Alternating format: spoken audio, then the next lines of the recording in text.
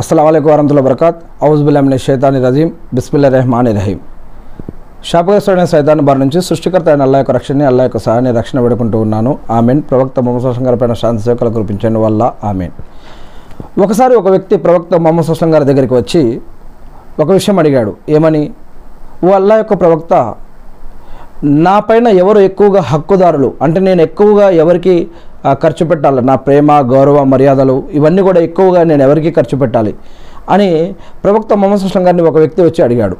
అప్పుడు ఏమైందంటే ఈ విషయాన్ని అబూ హురైరా రజల్లాహు గారు తెలియజేస్తూ ఉన్నారు. ఏమని?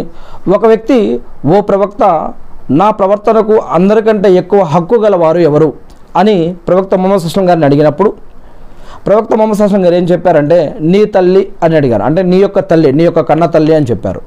ఆ వ్యక్తి మళ్ళీ రెండవసారి మరి తర్వాత ఎవరు అన్నప్పుడు మళ్ళా నీ తల్లి అని చెప్పారు. మళ్ళీ తర్వాత ఎవరు అన్నప్పుడు మళ్ళీ నీ తల్లి అని చెప్పారు. పోనీ సరే, ఇప్పుడు తర్వాత ఎవరు అని అడిగినప్పుడు నీ తండ్రి అని చెప్పారు. ఆ తర్వాత బంధువులు అని చెప్పారు. అంటే తల్లి తండ్రికి ఎంత స్థానం ఉంది, ముఖ్యంగా తల్లికి ఎంత స్థానం ఉంది, తర్వాత తండ్రికి ఎంత స్థానం ఉంది, తర్వాత బంధువుల పైన కూడా ఎంత స్థానం ఉంది. ఈ విధంగా ప్రవక్త ముహమ్మద్ సల్లల్లాహు అలైహి వసల్లం గారు ఒక పద్ధతిని నేర్పిస్తూ ఉన్నారు. అల్లాహ్ సుబ్హానహు వ తఆలా ప్రవక్తగా ఎన్నుకోబడ్డటువంటి చివరి ప్రవక్త అయినటువంటి ప్రవక్త ముహమ్మద్ సల్లల్లాహు అలైహి వసల్లం గారు ఈ యొక్క జీవన మరియు ఆరాధన పద్ధతులు తెలియజేస్తూ ఉన్నారు. ఖురాన్ మరియు హదీసుల ఆధారంగా మనకి ఈ యొక్క విషయాలు తెలియజేయబడ్డాయి. ఇక అంతేకాకుండా రెండో విషయం ఏమిటంటే, అబూ హురైరా రజల్లాహు గారు చెప్తూ ఉన్నారు, ప్రవక్త ముహమ్మద్ సల్లల్లాహు అలైహి వసల్లం గారు ఒకసారి ఒక వ్యక్తిని కోపమయ్యారు. ఏమని? వాడి ముక్కుకు మన్ను తగల అని ఈ విధంగా చెప్పారు. అంటే వాడు అవమానం పాలుగాక వాడు అని చెప్పారు.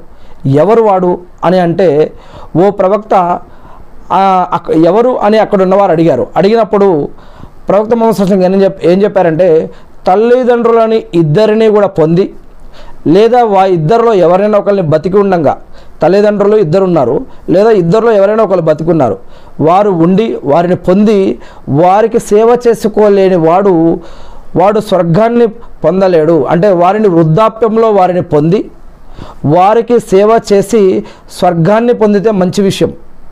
మరి తల్లిదండ్రులు ఇద్దరిని లేదా వారిలో ఒకరిని వారి వృద్ధాప్యంలో ఉండి కూడా సేవ చేసి స్వర్గాన్ని పొందలేని వాడు అవమానం పాలైపోతాడని ప్రవక్త ముహమ్మద్ సల్లల్లాహు అలైహి వసల్లం గారు చెప్పారు. అంటే మనం చిన్నప్పుడు మనల్ని ఏ విధంగా అయితే మన తల్లిదండ్రులు మనల్ని కాపాడారో, మనకి అన్నీ తిండి, బట్ట, ఆహారము, వైద్యము, వస్తువులు, వసతులు, రక్షణ ఇవన్నీ మనకి ఏ విధంగా మనం చిన్నప్పుడు తల్లిదండ్రులు ఇచ్చారో, వారు ముసలివారైనా సరే, వారు మధ్య వయస్కులైనా సరే, మనం సంపాదించడం మొదలుపెట్టాక మరి వారిని కూడా మనం ఆ విధంగా కాపాడుకోవాలి. వారు ఇస్లాంలో ఉన్నా, ఇస్లాంలో లేకున్నా, ఇస్లాం పద్ధతి పాటించినా, ఇస్లాం పద్ధతి పాటించకపోయినా కూడా వారిని మాత్రం మనం చూసుకోవాలి అని ప్రవక్త ముహమ్మద్ సల్లల్లాహు అలైహి వసల్లం గారు చెప్పారు. ఈ విషయాన్ని ఒక సహాబా విషయంలో మనకు తెలియజేయడం జరుగుతుంది. అస్మా బింతే అబీ బకర్ రజల్లా గారు ఏమన్నారు? ఈ యొక్క రజల్లా గారి విషయంలో, అవిశ్వాస స్థితిలో ఉన్న నా యొక్క తల్లి నా దగ్గరకు వచ్చి మదీనా మునవ్వర వచ్చారు. అప్పటికి ముస్లింలు కాఫిర్ల మధ్య, అంటే ఆనాడు వాళ్ళ మధ్య ఒక ఒప్పందం జరిగింది. అప్పుడు నేను ప్రవక్త ముహమ్మద్ సల్లల్లాహు అలైహి వసల్లం గారితో, ఓ ప్రవక్త, నా తల్లి మరి నా దగ్గరికి వచ్చింది, అయితే ఆమె ఇస్లాంలో లేదు, మరి నేను నా తల్లి పట్ల మంచిగా ప్రవర్తించవచ్చునా, అంటే ఆమెకు బంధుత్వ హక్కును తిరిగి ఇవ్వవచ్చునా, నిర్వర్తించవచ్చునా అని ఈ యొక్క అస్మా బింతే అబీ బకర్ రజల్లాహు గారు ప్రవక్త ముహమ్మద్ సల్లల్లాహు అలైహి వసల్లం గారిని అడిగారు. అప్పుడు ముహమ్మద్ సల్లల్లాహు అలైహి వసల్లం గారు ఏమన్నారంటే, దానికి ముహమ్మద్ సల్లల్లాహు అలైహి వసల్లం గారు, నీవు నీ తల్లి పట్ల ఉత్తమంగా ప్రవర్తించు అని అన్నారు. అంటే వారు ఇస్లాంలో ఉన్నా, ఇస్లాంలో లేకున్నా, ఇస్లాం పాటించినా, ఇస్లాం పాటించకపోయినా సరే వారు నీ తల్లిదండ్రులు కాబట్టి నీవు వారికి ఏవేవైతే హక్కులు ఇవ్వాలో, తిండి, బట్ట, ఆరోగ్యము, ఆహారము, వైద్యము, వస్తువులు, రక్షణ, ప్రతిదీ కూడా వారికి కల్పించాల్సిన బాధ్యత వారి యొక్క సంతానం పైన ఉంది అని ప్రవక్త ముహమ్మద్ సల్లల్లాహు అలైహి వసల్లం గారు తెలియజేస్తూ ఉన్నారు. ప్రవక్త ముహమ్మద్ సల్లల్లాహు అలైహి వసల్లం గారు ఒక విషయం చెప్పారు అని ముగీరా రజల్లాహు గారు తెలియజేస్తూ ఉన్నారు. ఆ విషయం ఏమిటంటే, కొన్ని విషయాలని ఇస్లాంలో నిషేధించడం జరిగింది. అల్లాహ్ సుబ్హానహు వ తఆలా మీపై కొన్ని విషయాలను నిషేధించాడు. మీపై మీ తల్లులు అవిధేయతను నిషేధించాడు. అంటే మీ తల్లుల్ని మా తల్లులని మేము పట్టించుకోం, మేము చూడం, మాకు ఇష్టం లేదంటే కుదరదు. వారు ఇస్లాంలో ఉన్నా ఇస్లాంలో లేకున్నా, పాటించినా పాటించకపోయినా ఖచ్చితంగా మీరు వారికి సహాయం చేయాలి, వారిని చూసుకోవాలి, వారిని ఆదరించాలి, వారి పట్ల ప్రేమ గౌరవ మర్యాద చూపించాలి అని చెప్పడం జరిగింది. మరియు ఆడబిడ్డలు అంటే అక్క చెల్లెళ్ళు అన్న తమ్ముళ్ళు అందరూ ఉంటారు కదా, ఒకరికొకరు ఇలా ఆడబిడ్డల యొక్క సజీవ ఖననాన్ని కూడా నిషేధించాడు. ఆడబిడ్డలని సజీవంగా ఎవరిని ఖననం చేయకూడదు, పుట్టిన ఆడపిల్లని ఎవరు కూడా హత్య చేయకూడదు, మరి వారిని ఖననం చేయకూడదు అని కూడా చెప్పడం జరిగింది. ఇక మూడో విషయం, దారి దోపిడీలకు కూడా నిషేధించాడు. దొంగతనాలు, క్రైమ్స్, నేరాలు, ఘోరాలు ఇటువంటివి కూడా చేయకూడదు, ఇటువంటి వాటికి ప్రోత్సహించకూడదు, ఇటువంటి వాటికి సహాయం చేయకూడదు. ఇటువంటి వాటిని 3 విషయాలు చెప్పడం జరిగింది. వీలైతే అది తప్పు అని వారిని గట్టిగా పట్టుకొని చెప్పండి. అది కూడా చేత కాకపోతే కనీసం నోటితో అది పాపం, తప్పు, నిషేధం, హరామ అని చెప్పండి. అది కూడా చేత కాకపోతే కనీసం మనసులో అయినా సరే దాన్ని తప్పుగా మీరు భావించండి, మీరు అటువంటి పనికి ఒడిగట్టవద్దు అని చెప్పడం జరిగింది. ఇక అదేవిధంగా ఇంకొక విషయం, అధికంగా ప్రశ్నించడాన్ని కూడా నిషేధించాడు. ఓవర్గా అవసరం లేని విషయాలు వంట పడటం, అధికంగా ప్రశ్నించడాన్ని కూడా నిషేధించాడు. ఇంకా దుబారా ఖర్చు, వేస్ట్ ఖర్చు, వృధా ఖర్చును కూడా నిషేధించడం జరిగింది. ఇప్పుడు మన ఇంట్లో భార్య బిడ్డలకి, మన యొక్క సంపాదనకి, మన యొక్క బిజినెస్కి, కారోబారికి కావలసిన ఏదైనా వృత్తులకి కావాల్సిన పనిముట్లకు సంబంధించిన ఖర్చులు, ఇంట్లో భార్య బిడ్డలకు సంబంధించిన ఖర్చులు అయితే ఓకే పర్వాలేదు. అది తినడానికి, తాగడానికి, అంటే నీళ్లు తాగడానికో, ఇంకేదైనా జ్యూసులు కానీ ఇంకేదైనా తినడం కోసం పర్వాలేదు. కానీ వృధా ఖర్చు అంటే ఏమిటి? సిగరెట్లు, గుట్కా, తంబాకు, జరదా, బెట్టింగ్లు, టైంపాసు, ఎంటర్టైన్మెంట్ అని అక్కడ ఇక్కడ ఈ వృధా ఖర్చులు ఏవైతే ఇంకా మీకు తెలిసిన అనేక వృధా ఖర్చులు ఉంటాయి. ఇలా వృధా ఖర్చులని దీనిని నిషేధించాడు. ఎవరైతే వృధాగా ఖర్చు పెడతారో ఆ ఖర్చుకి లెక్క కూడా అల్లా ప్రళయ దినం రోజు అడుగుతాడని చెప్పడం జరిగింది. మరి ఇలా కొన్ని విషయాలను ఈ విధంగా నిషేధించడం జరిగింది అని ప్రవక్త ముహమ్మద్ సల్లల్లాహు అలైహి వసల్లం గారు చెప్పిన కొన్ని విషయాలని ముగీరా రజుల్లా గారు తెలియజేస్తున్నారు.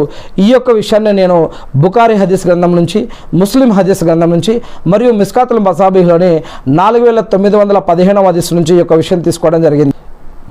ఇక అబ్దుల్లా బిన్ ఉమర్ రజల్లా గారు తెలియజేస్తూ ఉన్నారు. ఏమని? ప్రవక్త ముహమ్మద్ సల్లల్లాహు అలైహి వసల్లం గారు ఒక విషయం తెలియజేశారు, ఎవరు కూడా తల్లిదండ్రులను తిట్టవద్దు అని. ఖురాన్లో సూరే లుక్మాన్లో మనం లుక్మాన్ అలైహిస్సలాం గారి ఈ యొక్క సూరాలో మనం ఖురాన్లో చూస్తూ ఉన్నాం, తల్లిదండ్రుల్ని కనీసం అని కూడా అనవద్దు, కసిరించుకోవద్దు, తిట్టవద్దు, దూషించవద్దు, అసహించుకోవద్దు అని చెప్పడం జరిగింది. మరియు వారు ఇస్లాంకి వ్యతిరేకంగా మనల్ని ఏదైనా పని చేయమంటే అప్పుడు చేయాల్సిన అవసరం లేదు, కానీ అంత మాత్రాన వారిని విసిగించుకోవద్దు, వారిని అని కూడా అనవద్దు అని చెప్పడం జరిగింది. మరి ప్రవక్త ముహమ్మద్ సల్లల్లాహు అలైహి వసల్లం గారు అబ్దుల్లా బిన్ ఉమర్ రజల్లా గారు తెలియజేస్తున్నారు, ప్రవక్త ముహమ్మద్ సల్లల్లాహు అలైహి వసల్లం గారు ఒక విషయం చెప్పారని, ఏంటంటే తల్లిదండ్రులను తిట్టడం మహాపాపం అని చెప్పడం జరిగింది. అప్పుడు శిష్యులు ఏమడిగారంటే, ఓ ప్రవక్త ముహమ్మద్ సల్లల్లాహు అలైహి వసల్లం గారు, ఎవరైనా తల్లిదండ్రులను తిడతారా, తిట్టుకుంటారా అని అడిగారు. అప్పుడు ముహమ్మద్ సల్లల్లాహు అలైహి వసల్లం గారు ఏమన్నారంటే, అవును, వీరు వారి తల్లిదండ్రులను తిడతారు, వారు వీరి తల్లిదండ్రులను తిడతారు. ఇలా ఒక వ్యక్తి వేరే వారి తల్లిదండ్రులను తిట్టడం వల్ల ఆ వ్యక్తులు ఈ యొక్క తల్లిదండ్రులను తిట్టుతారు, ఆ విధంగా ఒకరిని ఒకరు తిట్టించిన వారు అవుతారు, ఈ విధంగా తల్లిదండ్రులను తిట్టినట్లు అవుతుంది. మరి వాడు వాడి తల్లిదండ్రులను తిట్టడం అవుతుంది. మరి ఇలాంటి వాటికి మీరు ఒడిగట్టకండి అని ప్రవక్త ముహమ్మద్ సల్లల్లాహు అలైహి వసల్లం గారు చెప్పారు అని అబ్దుల్లా బిన్ ఉమర్ రజల్లా గారు తెలియజేస్తున్నారు. ఇది కూడా బుఖారీ మరియు ముస్లిం హదీస్ గ్రంథం నుంచి మరియు మిస్కాతుల్ మసాబీలోని 4916వ హదీస్ నుంచి ఈ యొక్క విషయం తీసుకోవడం జరిగింది. ఇక ఇంకొక విషయం ఏమిటంటే, అబ్దుల్లా బిన్ ఉమర్ రజల్లా గారు తెలియజేస్తూ ఉన్నారు, ప్రవక్త ముహమ్మద్ సల్లల్లాహు అలైహి వసల్లం గారి ప్రవచనం ఏమిటంటే, తండ్రి మరణానంతరం తండ్రి స్నేహితులతో, తండ్రి చనిపోతే గనక ఇన్నా లిల్లాహి వ ఇన్నా ఇలైహి రాజిఊన్, తండ్రి యొక్క స్నేహితులతోటి మంచి సంబంధాలు కలిగి ఉండాలి, వారికి సహాయం చేయాలి, వారికి ఉపకారం చేయడం చాలా పెద్ద పుణ్యం. అంటే తన తండ్రి పట్ల ఉత్తమ రీతిలో వ్యవహరించినట్లుగానే తండ్రి యొక్క స్నేహితులతో కూడా మంచి సంబంధాలు కలిగి ఉండాలి అని ఇక్కడ చెప్పడం జరిగింది.